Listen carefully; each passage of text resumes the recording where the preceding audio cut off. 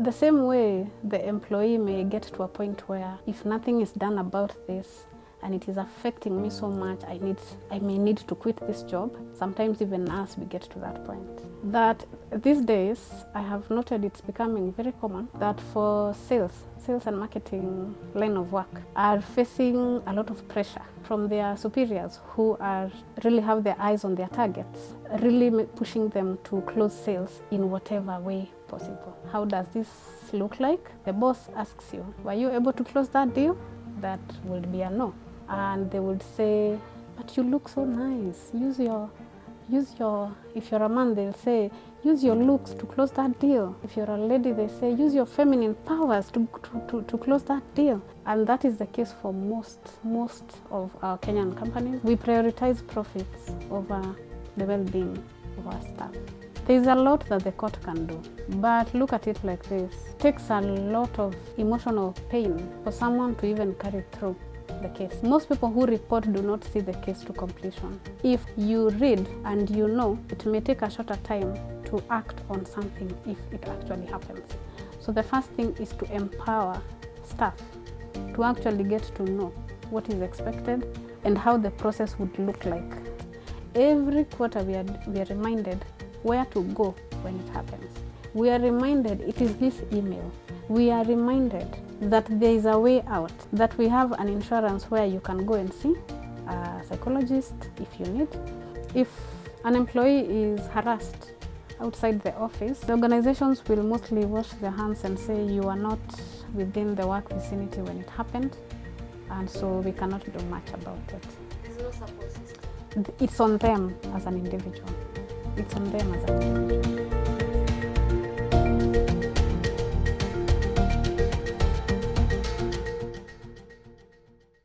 Hello, how are you?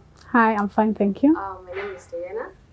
Would you please, and welcome to Parents Africa Integrated Media. Please introduce yourself, tell us who you are and what you do. All right. Thank you for having me. Thank you. I have been a fan of Parents Magazine for quite a while. When I was young, I used to ask my mom to let me read the very painful stories that were always towards the middle of the magazine. So I've been reading Parents for a very long time. So I feel very happy to be here today, to be sharing a few insights with your audience. My name is Wamboi, officially. On social media, I go by Main Patience. I'm a HR. I'm an auditor with ISO Business Systems, and I am CEO of Good Hire Consultants. And I'm also very much invested in mental health advocacy, so I'm also very much doing that. So today we want to discuss about sexual harassment in the workplace. We posted a video on what to do when you're sexually harassed, and we mentioned maybe if you're in a workplace, you can report it to the higher authorities, which more specifically goes to HR because human resources, right? And you say that sometimes you can report and they can do nothing, or if maybe the person who harassed you is Senior. a senior, Yes. so they can fire you and maybe gives her the story and it's about you, and then maybe can say, oh, you came on to me. You know, most of the times women are not even believed. So that's the kind of conversation we'll be having. And the policies, you as a HR, Yes. unafanya nini? I'll tell you. Happy to share. So thank you very much. So let's begin. Okay. So what do you define, or how do you define sexual harassment in workplaces? In my own terms, also according to our Kenyan Constitution, it is any attempt or implication of one individual to another in the workplace requesting for sexual favors in exchange for preferential treatment. What the Constitution doesn't go ahead to say is failure to which hostility comes in between. That is the definition. Are there any policies in company? Now, let's remove Kenyan Constitution. You know Yes. how Kenyan government, you can even Yes. post report to the police and please go home, my darling. Yes. Go home. In workplace, let's be specific to you.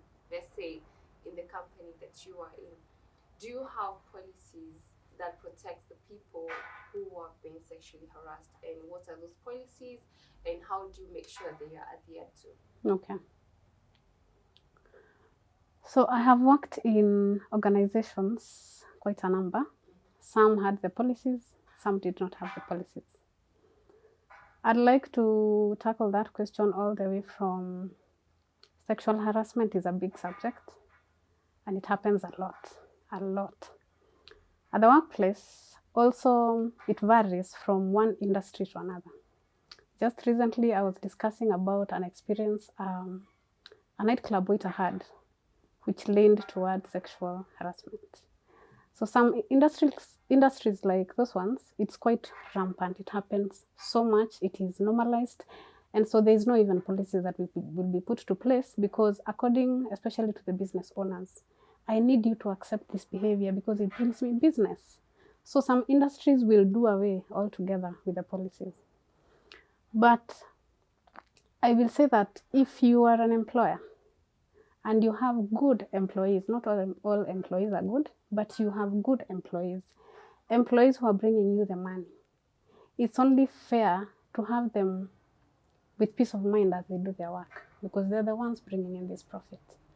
What sexual harassment does is it clouds your mind, in that the experience keeps replaying.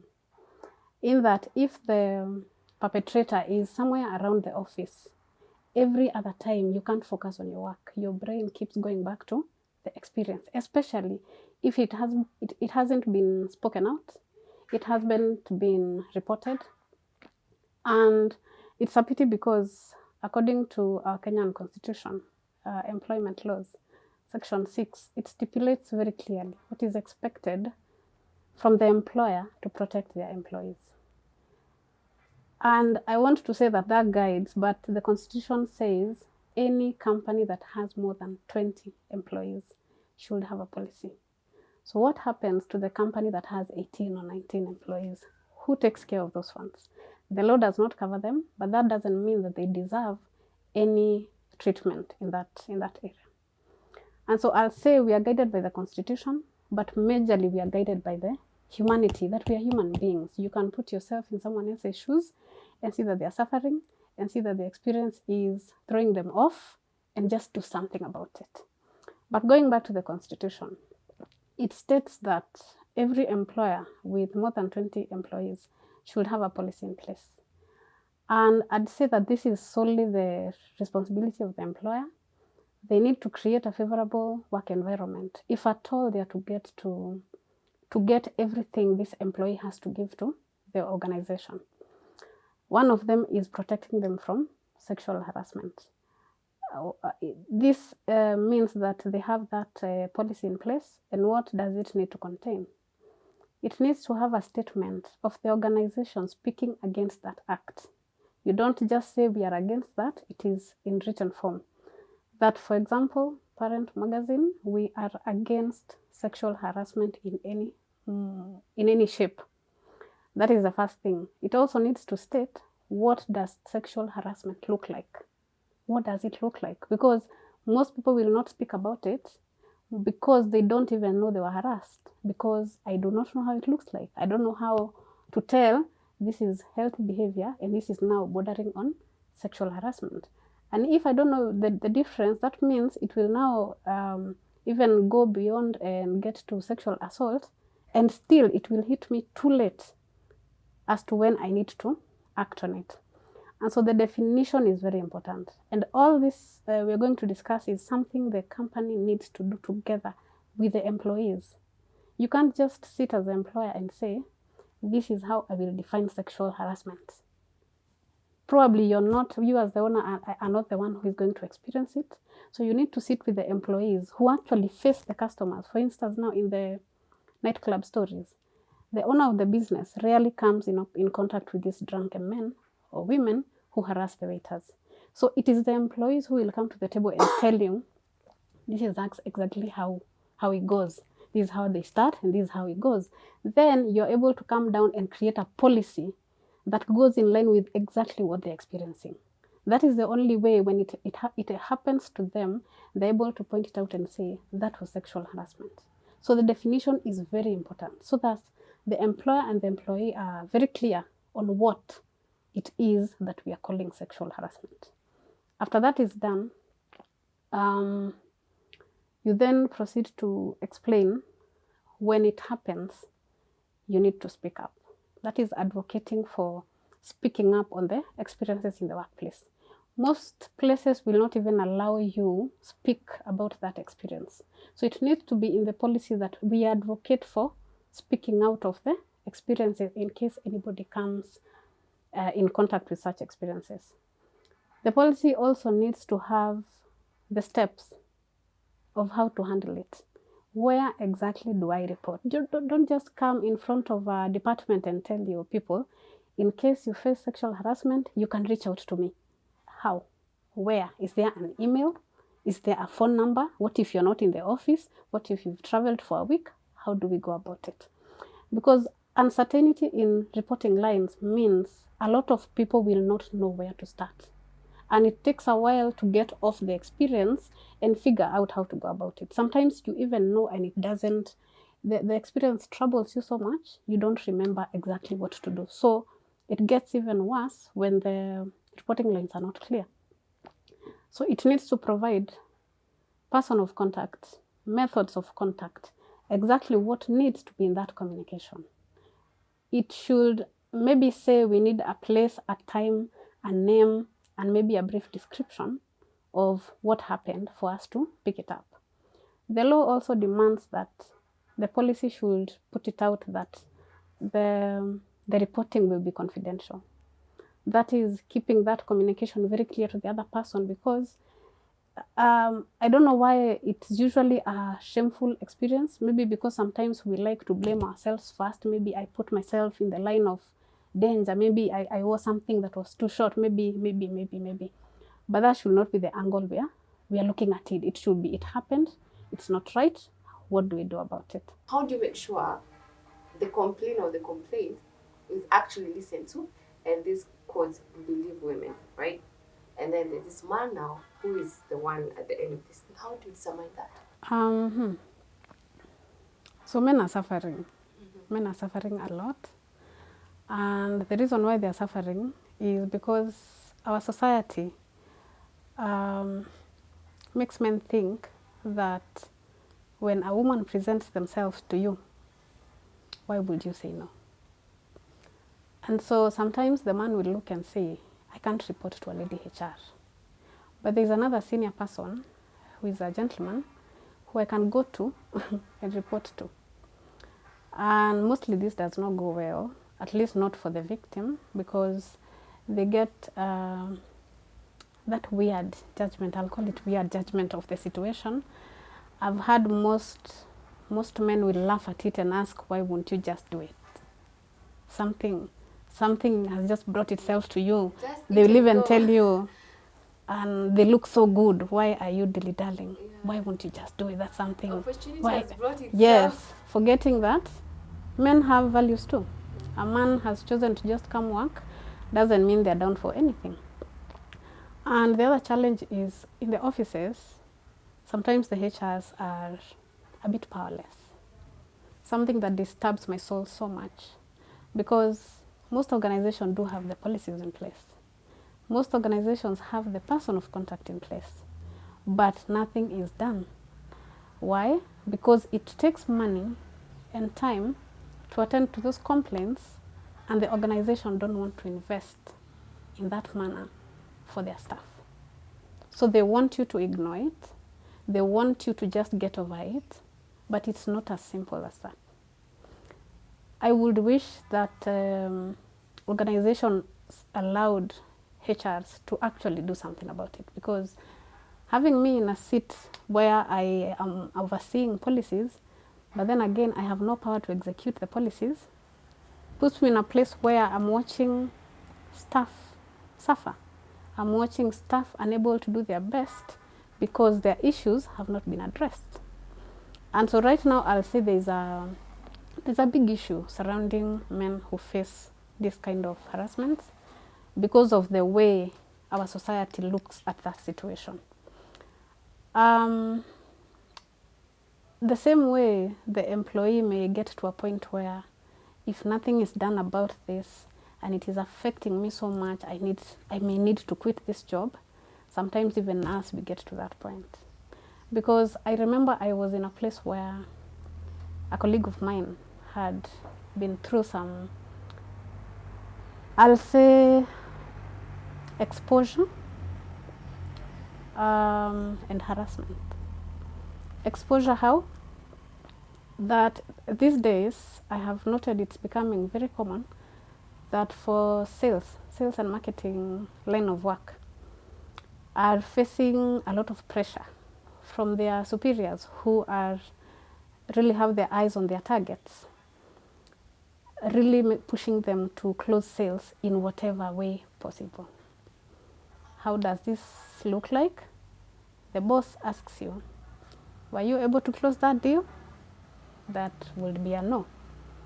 And they would say, but you look so nice. Use your, if you're a man, they'll say, use your looks to close that deal.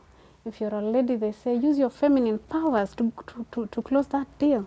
But what does that mean? It means I am exposing myself just to close a deal for the company. Once I'm exposed like that, and salespeople have a lot of pressure to perform, I may find myself with a customer who may make a big difference to my numbers or my targets. And because my boss has no problem with it, I will just do what is asked of me and go back to the office with a contract. And that is happening a lot, and that means that the organization themselves are exposing their people. All for what? Profits, sales, and all that. When that situation looks like that, even if you came and reported, what would they do about it? Not much. So let's say we have a boss here. I'm in sales, right? And he's asking me to use my femininity of my body Yes. to close the deal. Yes. And I do that. Mm-hmm. I come with the deal, I closed it. And then now there's someone in the office area sexually assaults me. Yes. And I go to him and he'll be like, well, but you've been doing this. Yes. What's the difference with this one? How do you protect such people? I think the first step I would advocate for organizations to do is to communicate these same policies to the people they are engaging. If it is customers, they need to know this is unacceptable. Not leaving gray lines, explaining the same to colleagues so that they know it's not just about the people who are outside, it's even us to ourselves. I once experienced a lady who was harassed. And what happened is, for quite some time, she didn't know what to do because she had already seen that their organization didn't do much about such cases. But what happened is the company continued engaging this vendor, let me call them vendor. And so every now and then, also according to the position of this lady, she was at the reception. So everybody who comes in, she's the first person to receive them. And when this vendor continued to be given assignments, he would keep coming to the reception. And what had happened is he had waited until a time when I think she was the last one in the office. That's when she coerced and pushed her and all the way to a whole other floor. It didn't get to the end, but there was quite a lot of struggle. She ended up being bruised and all that. And she was picked up, I think, by her brother. Then she was shook, like you can see something has happened. And he asked what happened. And she said this and this happened. Okay, give me the number of that person. So she gave out the number. The brother called him. Asked, did you do this and this to this person? Like, it was just a game. It was not meant to be serious. And the brother now told him, it was serious and you have hurt my sister. I can see bruises and I need you to ask you again. Did you do, now explicitly explaining what was explained. Did you push this person up another floor? Did you push her to some room? Did you attempt this and that? And he said yes, but it was not that serious. For me, it was a game. And so luckily the brother had the wisdom to record that conversation and spoke to the sister and insisted she goes to report at work. So now she got the confidence because she has evidence. She went and reported. After reporting, and she reported to her female supervisor, thinking that, of course, the supervisor would relate and push the case for her, but it was not the case. So she reported, and the matter was taken up and pushed to the company lawyer, who then pushed to get CCTV videos from where it happened, and they got the clips, or at least that is what she was told. We got the CCTV clips. And when they were shared, she was called and asked, I need you to come and sit so that we can watch this footage together. And she asked, you mean you want me to re-watch a painful experience just like that? Is that what the policy says? And she's like, no, just come and let's have a look at it. And she could not. It was too painful. You wouldn't stand looking at what happened to you, especially if it is still heavy on your heart. And so she did not. And from that refusal, the company now said, you know, we actually fear for you. We think that if you don't have facts, this case, even if we go to court, it will turn against you. So we wish not to proceed because we are afraid you may not be telling the truth, or it was insinuated that she may be lying, but they are covering it with, what if we go to court and then it's found you're lying? Do you know what could happen to you? And so that is how her case went unsolved. That is how she continued working with this vendor, and that is how she ended up actually walking out of that company. By the time she walked out, the owner of the organization was a gentleman. And because this lady was doing such a good job at the reception, when he heard that she was leaving, he was concerned. And she called her and asked, why are you leaving? And she explained, it is this and this and this, but majorly, it is because I've had a case. It's been close to a year now, and nothing has been done about that case. And he said, what? I was not aware. Let me see what to do about it. And she gave the gentleman the benefit of doubt and decided to sit out for a few weeks and see what he would do, because he explained the schedule. I'm a bit busy this week. Next week I'll do something, because I didn't know I'll get the information. I'll speak to the lawyer and all that. Weeks later, nothing was done. But at least there was a lot of difference as per how he handled it compared to how long it had taken to push this case from just one step to the next when she was dealing with the ladies. And while the owner of the company was willing to actually work through this case now, too much time had been wasted. Her mental health was spiking, because where her job is placed is quite difficult to ignore the experience, ignore the person.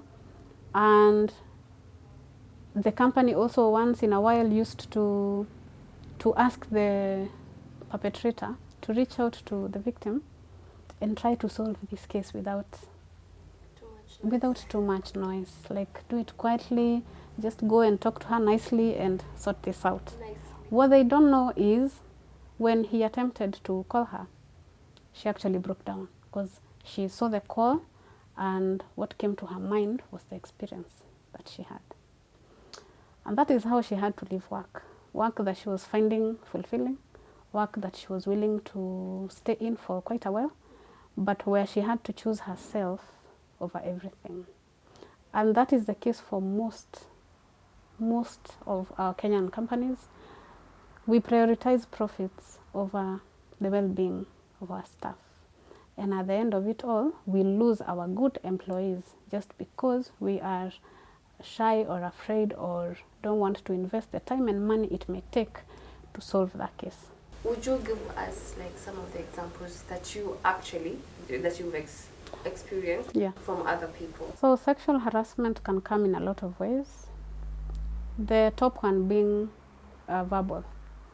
There's a lot of harassment that happens verbally. Most women will tell you they've had an experience or a few experiences of this. For instance, the catcalls, just when a lady is walking down the road and other individuals just idling around are catcalling her, are talking about her physical attributes, and more so, it's usually attacking the behinds of ladies. And it happens so much that these ladies start to feel like it's not a good thing to look good. The other way it can come across is when somebody verbally asks you to give them something for them to maybe approve something. Maybe it's a procedure you have in the office. Step 1 is approved by so-and-so, and step 2 is approved by so-and-so. And that approver keeps asking for 1 or 2, like very simple, like as simple as where I work, I've experienced people coercing others to give hugs in very sweet ways, like you would think it's a compliment. Like, hey, today you've not passed by my office to give me one of those hugs you always give me. And then it becomes like something you have to keep doing. And then it becomes something you don't have the power to say no to. And then it becomes, it is pegged to what they're supposed to be approving for you. So now it makes your work difficult to complete and puts you in a position where you have to second think. Now that makes your work very difficult, especially if this is someone who has to approve everything that you do. And now you can't report such a person but you've been doing it though. Yes. And oh my yes, God. yes, you can't report. Who are you reporting to? Yeah. The very person you're supposed to be reporting to is the one pushing those requests your way. So that's verbal. That happens a lot publicly, but also in the office in very cunning professional connotations. Yeah. The other way it can happen is through physical touch, where somebody is touching you without consent. This happens a lot to ladies when we are getting into matatus. Somebody wants to almost hug you just to have you get into their matatu. I've also seen inside the matatus, sometimes you sit next to people who want to keep moving, and you can really feel they're intentionally trying to window. Yes, opening the window with their hands almost inside your throat, yeah? And it's just opening the window. Also, even the Constitution covers this. It can also be visual. It can be visual. I have heard of stories through my mental health advocacy. I have heard of stories where ladies get into public matatus and they sit next to someone who starts to self-pleasure right there. Yes. They might self-pleasure. They might start exposing parts of them that... So when I shared that, it was so disturbing. I had to share it with my therapist. And according to her, seeing starts to put your mind at ease. So you're showing, then hiding, then showing and hiding and hoping that you warm up. You warm up to it. Then it can also be somebody showing you pictures that are explicit, just to again plant a seed and give it time to. Yes. I think those are the 3 ways: verbal, physical, and visual.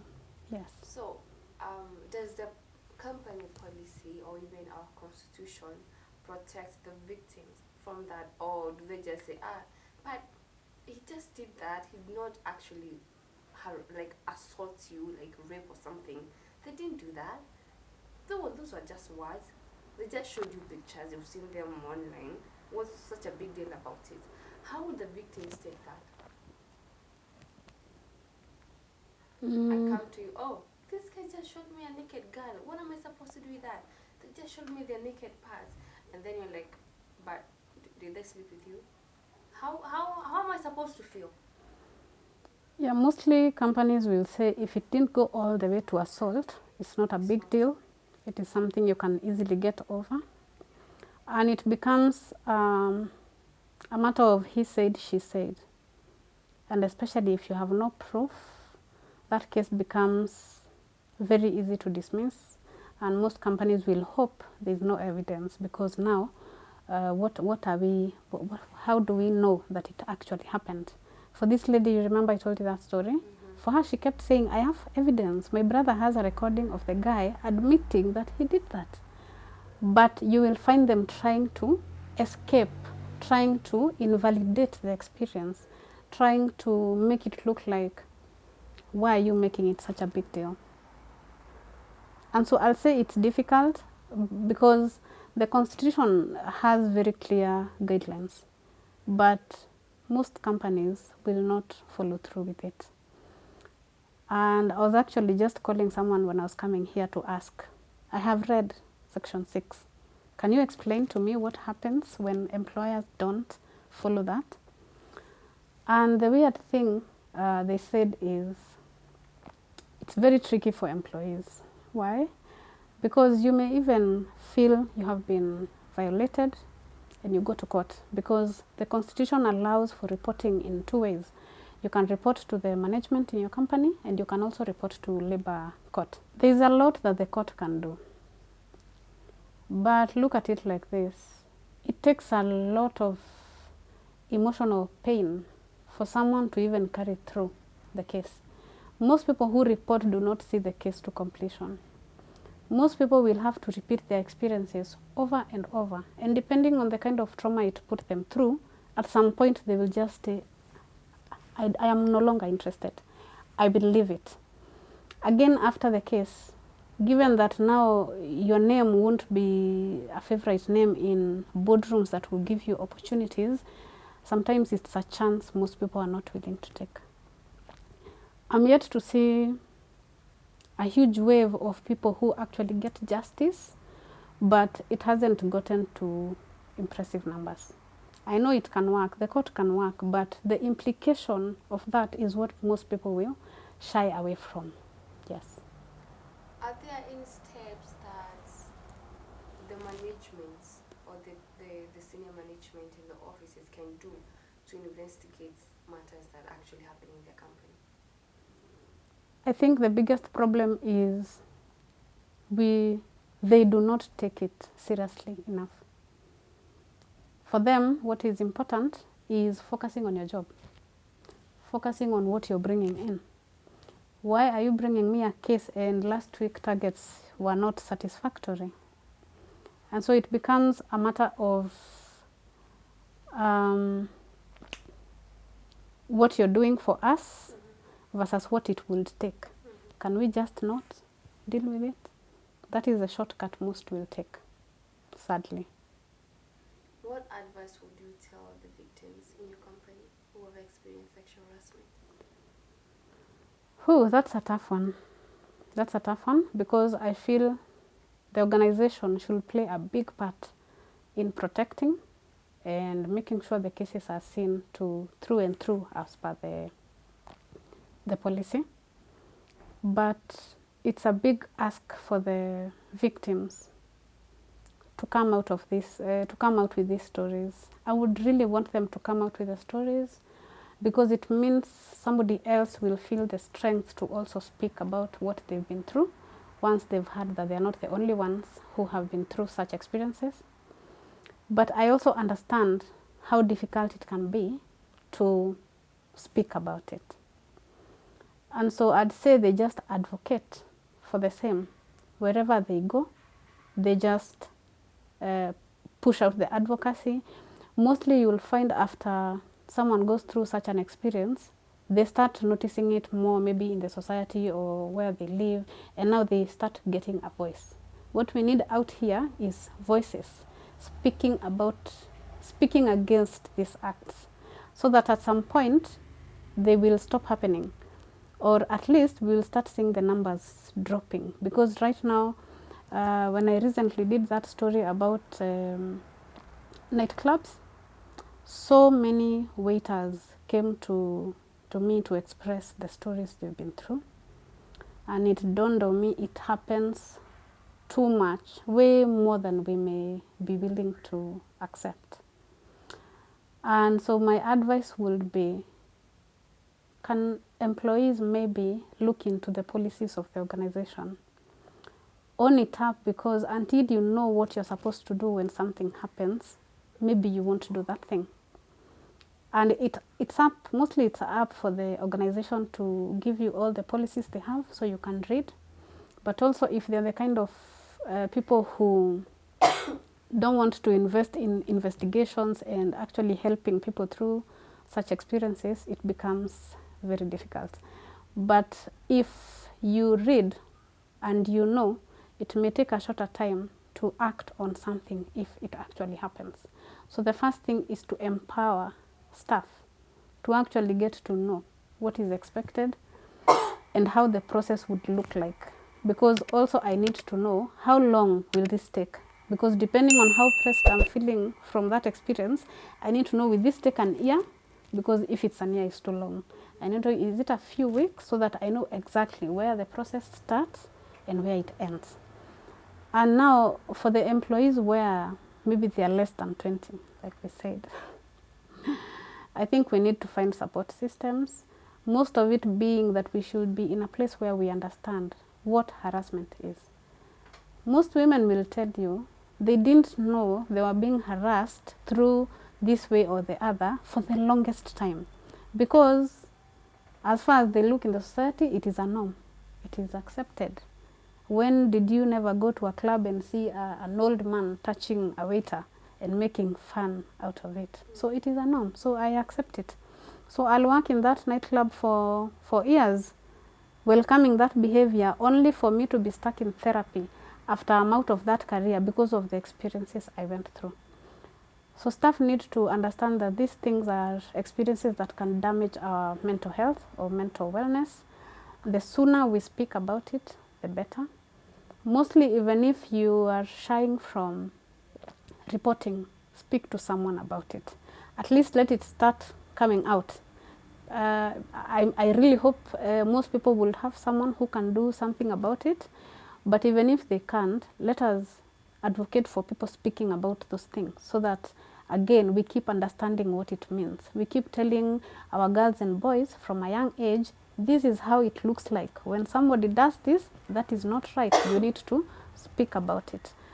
Because some girls will tell you that since they were young, they were accustomed to certain behaviors. And so they grew up knowing someone doing this and that is not a big deal. Until they are full adults and they're like, what is that I was going through? Most people will come to deal with these traumas way later in life, just because it was not defined. We can't tell where it starts and where it ends, where it borders on harassment and where it becomes assault. Yeah, because we once covered a story about this lady. I don't know if you've seen it, where the lady said that when she was young, her dad used to touch her breast, her butt, and he used to tell her, this is something that women should do to girls. It is right, it is the right thing. So when that lady goes to a workplace and someone just grabs her boobs, well, she's not scared, or she's like, it's normal. This has happened. Yeah. They don't know what this thing can do to you. Yes. So in relation to that, do you think that the companies provide like counselors to help you navigate the organization, the stress that comes with it, maybe even your personal problems, so that they can help you to work better? They should. Do they? They should, but most don't. Where I'm working right now is where I've really felt like they take this issue very seriously. Why? Even those who do not know what harassment is has been trained to understand what it is. And I keep losing trail of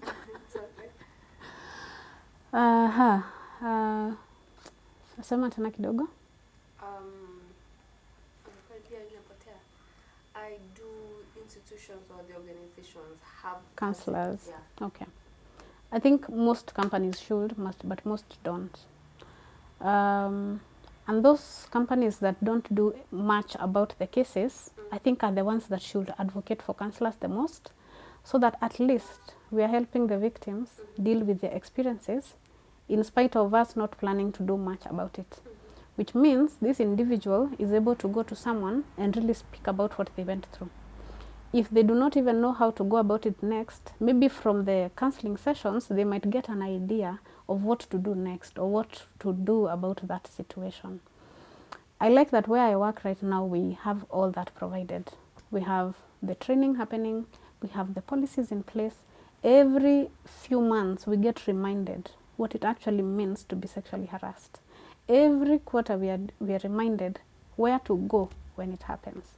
We are reminded it is this email. We are reminded that there is a way out, that we have an insurance where you can go and see a psychologist if you need. But also they've brought it even closer home. They've partnered with organizations that have an app, meaning if I'm feeling too ashamed, I don't have to go physically and sit in front of someone while I'm feeling like I want to hide my face. And so they provide virtual assistants, virtual counselors at free of cost, because such kind of intervention is usually very expensive if we are to do it on our own. And that is why companies need to do that, because sometimes as the employees, we may not afford to pay for such services. Doesn't mean we don't need the services, meaning the organizations need to take it up and provide just somewhere people can run to, as much as it doesn't happen a lot yet. What are the legal obligations of employer in regards to sexual harassment? The legal obligation is to first put out a statement that they stand against the act. The next thing they're required to do is to explain, define the harassment to the people who are working for that organization. Explain and train what it means and how it looks like.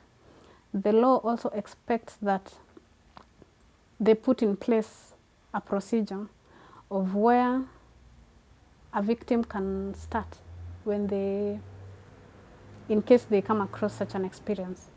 It needs to have the procedure, it needs to have the disciplinary actions, it needs to state end to end what happens when you report. It also requires the organization to put out the confidentiality clause in the policy. So that is as much as the law covers. And sadly enough though, the law does not cover casual employees or temporary employees, because they do not have a full engagement with the organization. So when something would happen to such employees, it would be sad, because it's up to them to find help. It's up to them to know where to report and have it solved, because the organization is not held accountable even for the hours they're actually engaging this person. What about the failure of the employers to meet those legal obligations? Would the law just slice them? I was trying to look that up actually today. I don't think I got to the section where the law stipulates the penalty they may put across the employers. Wow. So, yeah. What's a great day? I'm telling you. There could be, but I probably didn't get to where it is. There should be a penalty, because for every law there has to be an accompanying measure, failure to compliance. Yeah. What about those employees who are harassed outside of work? Do they have any support system in their workplace?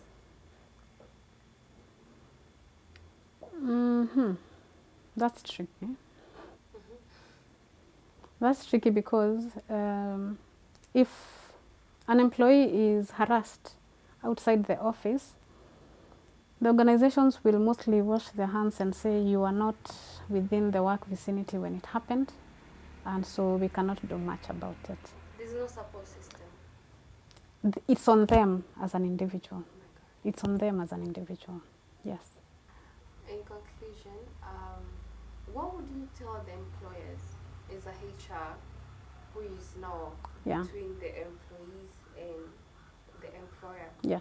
So you are kind of between there. What would you tell this side, and then what would you tell the other side, as you experience both? Yeah. Okay.